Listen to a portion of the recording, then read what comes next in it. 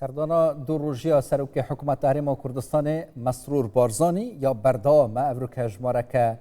دیدار و جوینین گرنگ گلان سیاسی جداجدا سرکردن بلندین عراقی هبوینت همی جوینان دا یندهین افروکش دا کوزنجیره که جوینین گرنگ دهیجیت یکم روژا سردانا خودش بوی بغدای هاتن انجام دان همی لان جیل سرویه که دی هف نریم بوینه پینگاون جدید وید بین هاوتم تایباتی جی پشتی و سردانا سروک وزیران مسرور بارزانی و که دست پیشخریه که نیاسپاکی هر دم یا حکومت هرم کردستان حتی دم دربازبی دابو چهار سرکردنا پرزگریک و آلوزیانو لیک نزیکرنا لاین سیاسیین عراق بگشتی بو زیرتر خدمت کرنا ولاتیان پریکا کابینانی و حکومت عراق کو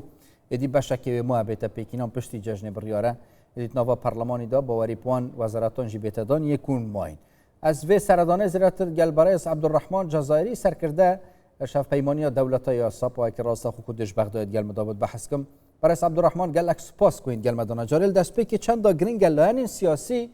نزیکی هف بن هفنری بن السرویه که حکومتا نیکو تیتا پیکینان خدمتا همی ولاتیام که تو اف سردانا سروک وزیران مسرور بارزانی حتی چراده دل خوشکر بد ریک خوشکر بد جبوی ادی انجام دانا وی کارهانه بو خدمت کرنا همی ولاتیان عراقی سرتادا بناوی خدای بخشن و مهربان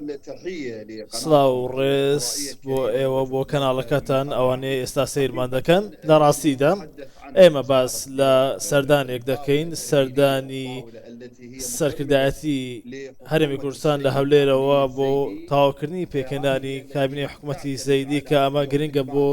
تاواکردنی پێکهێنانی حکوومەتەکەی زەیدی هەروەها نزیکردنەوەی بۆ چوونەکان بۆ ئەم پرسە هەروەها دەبێت باستەوە بکەین کە بەڕێز عەلی زەیدی دەیەوێت کە گۆڕانکاریەک ڕووبدا لە عێراقدا ئەمە بنەڕەتەوە دەست پێکرد کە گۆڕانکاری لە وەزارەتەکانی نەوت وەزارەتی گواستنەوە وەزارەتی دارایی گۆڕانکاری لەمانە ڕوودا هەموو ئەمانە لە ئێستادا هەیە گۆڕانکاری دەردەخەن ئەوەی لە ئێستادا هەیە کە جەنگێک هەیە هەروەها گۆڕانکاری لە ناوچەکەدا هەیە هەموو ئەمانە هۆکارن بۆ ئەوەی گۆڕانکاری لە ئێستادا بێتە ئاراوە ئەوەی کە لە ئێستادا هەیە ئەو گەندەڵی کە هەبووە لە عێراقدا پێویستە گۆڕانکاری بەسەردا بێت ئەم سەردانەی بەڕێز سەرۆک وەزیران مەسرور بارزانیش بۆ ئەمە بۆ نزیکردنەوەی بۆ چوونەکان زۆر گرنگە هەروەها دەرفەتێکە بۆ ئەوەی کە ئێمە باستەوە بکەین کە بەڕێز عەلی زەیدی پاڵپشتێکە بۆ حکوومەتەکەی عەلی زەیدی پاڵپشتێکە لەلایەن هەولێرەوە بۆ کابینەی حکوومەتی زەیدی کاتێک ئێمە باس لەمە دەکەین کە نزیکردنەوەی بۆ چوونەکان زۆر گرنگە هەولێر زۆر گرنگە بڕیارەکانی هەولێر زۆر گرنگە بۆیە کاتێک باس لە سەرۆک بارزانی دەکەین ڕۆڵێکی کاریگەری هەیە لە پرسەدا بۆ چارەسەرکردنی پرسەکانی ڕابردوو پرسی موچە پرسی هەناردەکەنەوت هەموو ئەم پرسانە کەبوانەی ڕابردوودا هەبووە لە نێوان هەولێر و بەغدا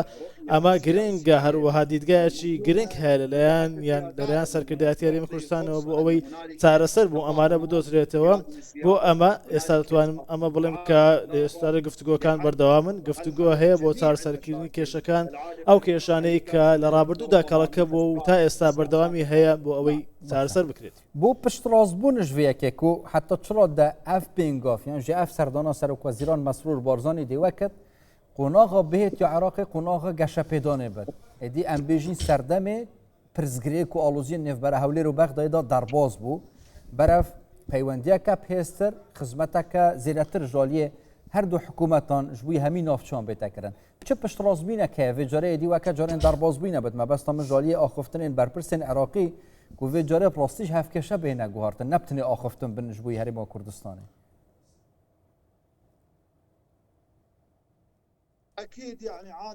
بەڵێ بەدڵنیاییەوە ئەوە ڕاستیە کە کێشەی هەرێمی کوردستان کە هاوبەشێکی گرنگە لە پرۆسی سیاسی عێراقدا بڕبڕی پشتی پرۆسی سیاسی عێراقیش بەڕێز سەرۆک بارزانیە بێگومان بەڵام من وای بۆ دەستم کە ئەو کێشانەی کە لە نێوان هەرێم و بەغدا هەیە ئەو دەستوەردانانەیە کە دەستوەردان لە کارەکان دەکرێت دەبینن کە دەستوەردان لە کاروبارەکانی ناوخۆی دەکرێت کە کاتێک دەبینین کێشە ڕوودا لە ناوخۆدا هەموو ئەمانەی لە ئێستادا هەیە دەستوەردێ ناکەیە بەڵام ئەوەی هەیە ڕوحێکی نیشتیمانی هەیە بۆ چارەسەرکردنی کێشەکانی نێوان هەولێر و بەغدادا. من وای بۆ دەچم کە بەڕێز عەلی زەیدی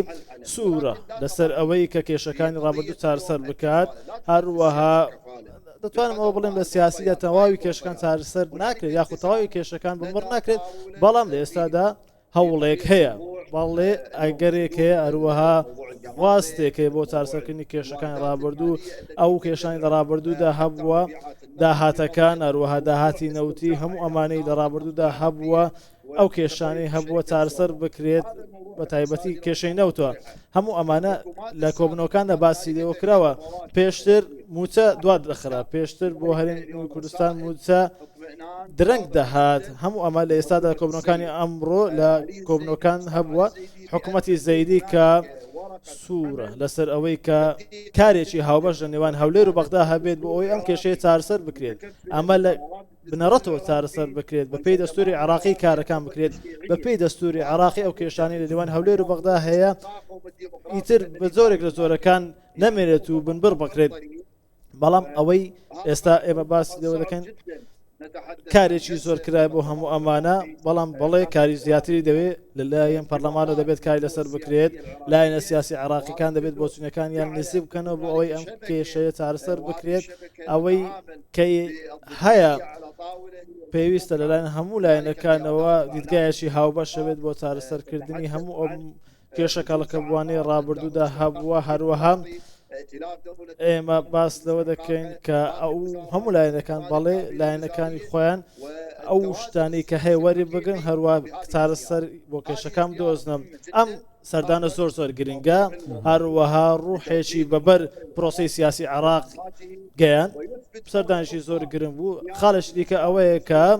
بەڕێز سەرۆک بارزانی دەرخەری ئەوەیە کە لایەنێکی کاریگەرە لە پرۆسی سیاسی عراقدا، لایەنێکی زۆر کاریگەرە لەو کێشانی کە ئێستادا هەیە بۆ چارەسەرکردنی کێشەکانی نێوان هەولێر و بەغدادا. بۆیە ئەوەی کە باسی لێوە دەکەین ئەم سەردانە ڕوحێکی نیشتیمانی استراتیژی زۆر گرنگ بوو، هەروە دیدگایەک بوو بۆ داهاتوو کە کابینەکەی عەلی سەید کۆتای بێنێت و کێشەکان چارەسەر بکرێت، هەمووان ئەوەی کە هەیە وەری بگرن بۆ ئەوەی عێراق لە داهاتوودا ئەم کێشانی کە لە ڕابردوودا هەبوو ڕوبەڕووی نەبێتەوە، بۆ ئەوەی لە ڕووی ئابووریەوە لە ڕووی هەموو جۆرە لاینەکانی دیکەوە کێشەکان چارەسەر بکرێت. باشە لەسەر ئاستا عێراقی ئەم بەرفرەتر بەحەز بکەین کاریگەریە vê سەردانەی تایبەتیش civînat gel aliyên siyasiyên sunne û yên şîe jî ji aliyê Serokweziran Mesrûr Barzanî ve ser asta navçeyê mebesta me ser asta herêmî ku rewşeka hestiyar da derbas bî ji bo xwe amadekirin bû paşa rojê heta çira de giring e Iraq ya pêzit bi beramberî êdî welatên navçeyê dûst binit gel wana ne her reşa pirzgirêk hebin çi ji Iraqê bû ser wan yan jî ser wan welatan bû ser Iraqê.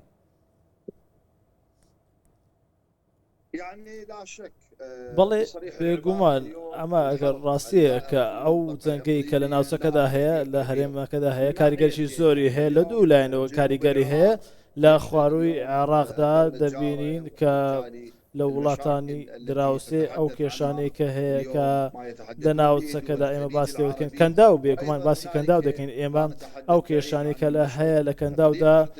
هەرێمی کوردستانیش کە نزیکە لە تورکیادا و دراوسیانەی کە هەیە هەموو ئەمانە هەڕەشەم بۆ سەرتەواوی ناوچەکە ئەو هەڕەشانی کە دەکرێت هەموو ئەمانە پێویستە چارەسەر بکرێت. ئەو دانوستانەیە کە لە ئێستادا هەیە دەبێت بەردەوامی پێ بدرێت. ئەمە پرسیارێکە ئایا داهاتوودا عێراق دەبێتە لایەنێک لەم پرسە دەبێتە لایەنێک لەوەی کە دانوستانەکە بەرەو پێش بچێت کاریگەری دەبێت بەسەر داهاتووی ئەم پرۆسەیەدا. من بۆی وادەچم عێراق کاریگەرێکی زۆری هەیە. بینیمان لە ڕابردوودا سەرکردایەتی هەرێمی کوردستان ڕۆڵێکی زۆر گرنگیان هەبوو لە چارەسەرکردنیەکان. لە ئێستادا هەرێمی کوردستان سەرکردایەتی هەرێمی کوردستان پەیوەندێکی زۆری لەگەڵ سەرکردایەتی عێراقیش هەیە. بێگومان ئەمە بێشکە لەوەی کە هاوپەیمانی دەوڵەتی لەگەڵ هەرێمی کوردستاندا هەموو ئەمانە پەیوەندێکی زۆر باشە. هەموو ئەمە کە دەتوانم ئەوە بڵێم کە هۆکارێکم بۆ چارەسەرکردنی کێشەکان من ڕامگەیاندووە کە حکوومەتی هەرێمی کوردستان بە هیچ زۆرێک پێشتیش ئەوەی ڕاکەیاندەوە کە ڕێگە نادات شەب لەسەر وڵاتانی دراوسێ بێت بە تایبەتی ئێران. ئەمە هەرێمی کوردستان سەرکردایەتی هەرێمی کوردستان ڕاگەیاندراوە. بۆیە ئەگەر ئەمە باس لەوە بکەین بەڵێ کاریگەری هەیە ئێستادا جەنگەکە بەردەوامی هەیە تا ئێستا جەنگکە کاریگەریەکانی بەردەوامە ئەمە لە ڕووی ئابووری و زۆر خراپە بۆ وڵاتەکە ئەمە